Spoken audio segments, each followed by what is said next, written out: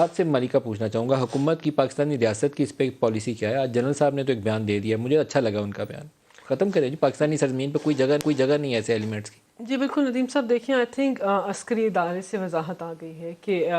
T T P کے مین ساتھ policy تو آپ لوگوں کی ہونی چاہیے نا۔ دیکھیں اس وقت جو حکمت عملی انہوں نے بتائی ہے، میری انڈرسٹینڈنگ یہ ہے کہ حکومت اور عسکری ادارہ جو ہے ایک پیج پہ ہے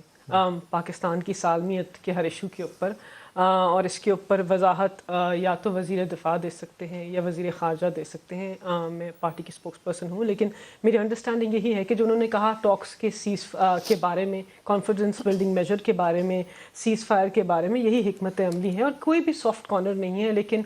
ہر جنگ کا ایک اختتام ہوتا ہے۔ اور آف کورس پاکستان کے اندر بہت ساری چیزیں ہوئی، ہم نے بہت برے طریقے سے دہشت گردی کا سامنا کیا، اے پی ایس کا اٹیک آپ کے سامنے ہے، آپ نے ساری چیزیں بتائیں، تو اس کا خاتمہ مل کر عسکری قیادت حکومت وقت کریں گے۔ اور بڑی اچھی پریس کانفرنس کی آج D G I S P R میں، اور جو بات آپ کر رہے ہیں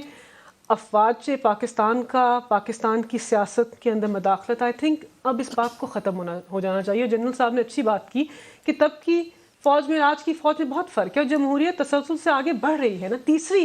منتخب حکومت کا قیام ہے، اور افواج اپنا رول بار بار بیان کر رہے ہیں، آپ بارہا ان کے اوپر اٹیک کر رہے ہیں۔ مریم نواز کی بات کر لیتے ہیں، ایک طرف عظمیٰ بخاری صاحبہ